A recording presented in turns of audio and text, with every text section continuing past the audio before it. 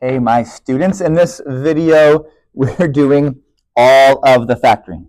Okay, cubics, quartics, which are fourth degrees, quintics, which are fifth degrees, right? As well as all of the easy stuff like quadratics and common factors. So the first thing we always do when we are factoring is looking for common factors. Do all of our terms have the same thing as a multiplier?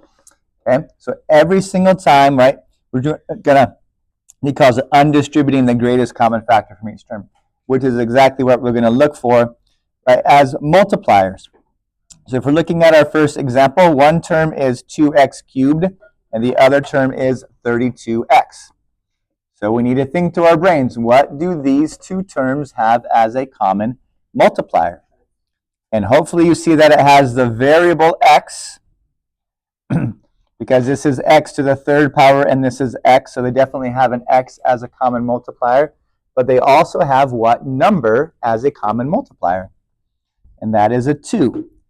So I'm going to factor out, right? I'm writing this outside of my parentheses because both 2x cubed and 32x have a 2x as a common multiplier. Okay, so I pull both of those two terms out, and then I write down what's left, which is an x squared minus 16. Okay, so that's what's left over when you pull out that common factor of 2x. And now our question is, can I further factor that, in this case, quadratic, right? X squared minus 16. And hopefully recognize that you can, in fact, completely further factor this. This is called a difference of squares, where your factorizations are simply the square roots of both of your terms.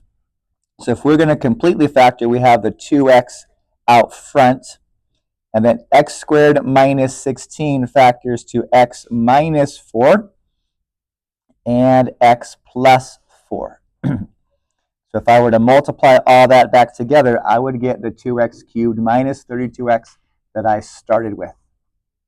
Okay, so we always look for common factors first, and then is your leftovers also factorable? Whoops. Okay, 12x minus 3x cubed. Hopefully you recognize that 12 and 3 are both multipliers of 3, and that they both have an x in their terms also. So I am left with a 4 minus x squared as the non-common stuff. So the question is, once again, is this factorable? And the answer is yes. This is also a difference of square factorizations, okay, but it's done a little bit backwards, right? We have the number first and the variable second. So even though this is the order, it still factors to 2 minus x and 2 plus x. Okay, so if we have a difference of squares, you always factor it by square rooting each of those terms and writing them down, one with a plus and one with a minus. Okay, so lots of common factors here. In fact, 2x to the fourth minus 32, both of these have a common multiplier of just 2, which leaves me with an x to the fourth minus 16. Okay, x to the fourth. So even though we have a power of 4, this is still factored just like a difference of squares. But instead of just having an x squared as your factor, we're going to have, well, okay, I just said that. So we have x to the fourth as your quartic, I guess, your fourth degree, and a fourth degree factors to a squared. Okay, so this is x squared minus 4 and x squared plus 4. Okay, so if we have a fourth degree difference of squares, then your factors are x squared and x squared, because you need these two to multiply together to give you x to the fourth. And then once again, we ask ourselves, are these ones factorable? And the answer is yes for the x squared minus 4 and no for the x squared plus 4. Okay, we're not going to factor our x squared plus. That's not a difference of squares. We can only factor the one that has the minus. Okay, so this becomes x minus 2x plus 2 for your x squared minus 4 part. But then our last term stays x squared plus 4. You cannot further factor a squared with a plus and get something that's real, right? I mean, of course you can, but they're imaginary numbers. So we're going to leave that off for right now. We're only going to factor things that are real. Oh, whoops, I have a plus 4 in there. This should be a plus 2, shouldn't it? X minus 2, x plus 2, and x squared plus 4. Okay, so now we're looking for cubics. Okay, these are going to be sort of cubics, right? Binomials means that we have two terms. Okay, a two-termer. Okay, so there's a formula. Okay, there's a formula for that. And in my classroom, I have this formula on the wall. But since you're not in my classroom right now, we will write it down for you. If we have an a squared minus, sorry, not squared, looking at cubics, a to the third power minus b to the third power. Okay, this is called a difference of cubes because there's a minus in between that.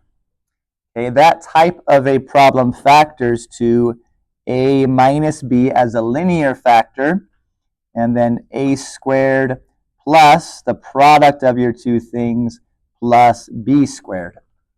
Okay, and that's exactly what it says on my poster in my classroom. And that's a formula. What you have to do to apply this formula is identify your a base and your b base, and then just plug them in and simplify. So that's if you have a difference of squares or cubes. What if we have a sum? Here we are again. What if we have a sum? So a cubed plus b cubed. Okay, we can factor this one. You can't do it if it's squared, but you can factor that. It factors to, once again, the linear factor a plus b, okay, where your first thing has a plus in it because your problem has a plus in it. And then we have a squared minus the product of the two things plus b squared. Okay, so these are formulas. You can Google them, right? Just Google difference of cube formulas or factoring cubics, and these ones will pop up. Okay? So because there's a poster, this is something that you might want to write down on your little note card when it comes time to take a test over it, if you are allowed to. Okay? So here we have x cubed minus 27. So can we rewrite 27 as a number raised to the third power? And the answer is, of course we can. 27 is also known as 3 cubed. 3 times 3 times 3 is 27. Okay, so we can identify the a value as x, right, for your formula. X is the a value, and we're going to have a b value of 3. Okay, so we have an a value of x, and we have a b value of 3. And there's a minus, right? There's a minus here. So we're going to use the a cubed minus b cubed formula. Okay, so we're just going to write down everything we have here, and we're just going to replace with your problem. So we have a, right? A goes here, and then it's a squared, and it's a times. And the other part of the formula is the b part. So there's a b part there, and a b part here, and then a b squared. Okay, so those things come from your formula. A minus b times a squared plus a times b plus b squared. So once you replace, now we can write down after we rearrange things and do some simplifying.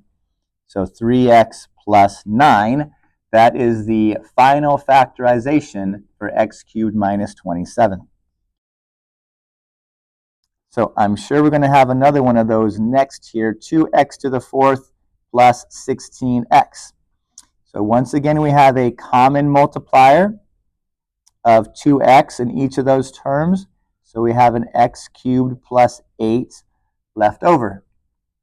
And hopefully you can recognize this as being a perfect cube. 8 is rather 2 to the third power. So we're going to have an a value of x again, and we're going to have a b of 2 when we go into your formula. So this is your total fact. Oh, I forgot the 2x up front. Mi siento. 2x times x plus 2 times x squared minus 2x plus 4. Okay, so total factorization needs that 2x on the outside that I forgot. Okay, so similarly here with this one, both of these have a minus 3. Okay, a minus 3 as a common factor and an x, so minus 3x means x cubed plus 64. So 64 is 4 to the third power. So once again, we have a perfect cubic. Oh my goodness, that's supposed to be a 3, not a 2. X cubed plus 64. So we're going to apply the formula and be done with this factorization. So there's your final factorization for negative 3x to the fourth minus 192x. Okay? So our next ones are trinomials, meaning they have 3 terms. So we're going to see if they can factor into 2 binomials, right? Because that's our main goal here. So even though it has a fourth power or a second power, we're going to factor these like we factor normal quadratics. So notice there is a letter or number. So we're going to use the AC method in order to factor this. Okay, so this works pretty much every time we have a leading coefficient. Okay, we're going to use what's called the AC method of factoring. Okay, I did not make it up. This is in lots of textbooks in lots of different places. Sorry. You can Google AC method for factoring, and you can find some other videos. So what happens is, of course, we multiply the A value and the C value from your given polynomial. So 2 times 20, right? 2 is your A value, 20 is your C value. 2 times 20 is 40. Okay? And then on the bottom goes your B term minus 13. Okay, so in our brains, we need to think about what numbers multiply to give us positive 40 and add together to give negative 13. Positive 40 as a product, negative 13 as a sum. Okay, chances are they're both going to be negatives. And I know what you're thinking, because you are correct and intelligent. They are negative 8 and negative 5. 2 negatives multiply together to give you a positive, but 2 negatives add to give you a negative. So those are your numbers that multiply. Okay, those aren't your factors just yet. So because you multiplied by A to get the top number, we have to divide by A in order to get your factors. Okay, we multiplied by 2 to get into your box for X. You need to divide by 2 to get out. Okay, so this is what our brain thinks. Does 2 divide negative 8? Okay, does this give us a nice whole integer? And the answer is yes. So if your answer is yes, then your factor is just normal x plus whatever that division is. So x minus 4 is the factor from negative 8 divided by 2.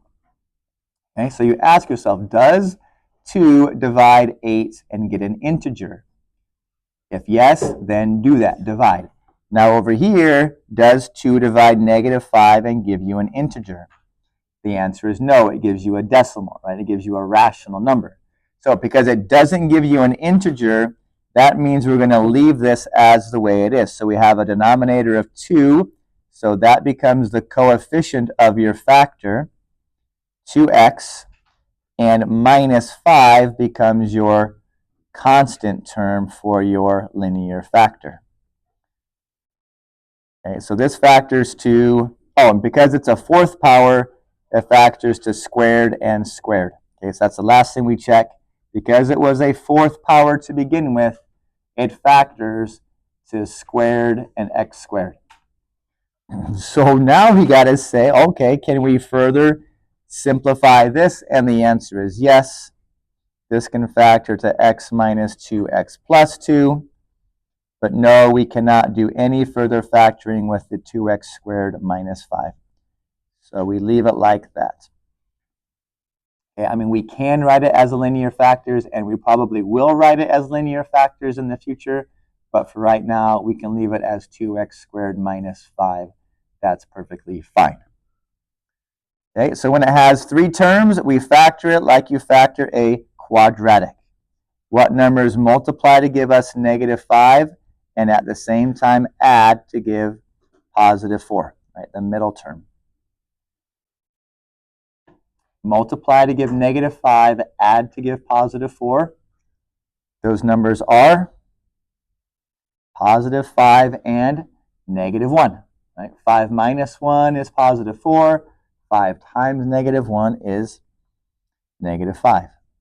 So x squared plus 5 is one of our factors, and x squared minus 1 is the other factor. Right? We have a fourth degree to start with.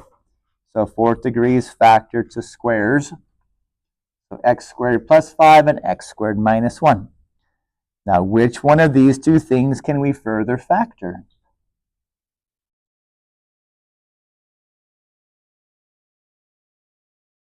The x squared minus 1. Yes, we can. We can factor the minus 1 as a difference of squares, right? The plus 1 would not give us something that we would like to do. So we're going to leave that one alone. X minus 1, x plus 1. Those are the factors of x squared minus 1. And we still have an x squared plus 5 as your other factor. So one more of these. 2x to the fifth minus 10x plus 8x. Well, I guess it's cubed. So we're going to start by pulling out the common factors. Okay, 2x, leaving me with an x to the fourth power minus 5x squared plus 4. Okay, so our brains say what numbers multiply to give us 4 and add to give negative 5, which are negative 4 and negative 1. So we get x squared minus 4 as one factor and x squared minus 1 as the other factor. And as you probably guessed, we can continue factoring each of these to get our final fully factored form 2x, x minus 2, x plus 2, x minus 1, x plus 1. Okay, and just so you know, these 5 factors can come in any order. The x plus 1 could be here, x minus 1. They can all be spittled wherever throughout your product. It doesn't matter the order that you're multiplying things. Okay, just so you know. So if you put an x plus 2 before x minus 2, that's correct also. Look at all that wonderful factoring. Okay, let's do some more. Here, this type of factoring is called factor by grouping. Okay, so we're going to group, and then it's a bunch of common factor stuff. So we're looking for what these things have in common, right? The greatest common factor. So our first job is simply to put parentheses around the first two things and put parentheses around the second two things, right? We are literally simply grouping these. We group them in this way. The first two things get together, and the second two things get together. Now, once we've grouped them, we ask ourselves, what do these terms have in common? Right? What is their common multipliers? 2x cubed and 3x squared are your terms. They both have an x squared as their common multiplier, leaving me with a 2x plus 3 left over. And what do a negative 8x and a negative 12 have in common? Because they both have a negative, the commonality is a negative also. So negative 4. which leaves me with a 2x plus 3 when I divide each of those terms by negative 4. Okay, and now this is not magic. This is the way these problems are designed. Okay, because now we have two new terms. We have this term, and we have that term. And if you'll notice, both of these terms have what in common? They have a 2x plus 3. Okay, so even though we're just grouping them, we have a common factor of 2x plus 3, which allows me to write down what's left over as an x squared minus 4.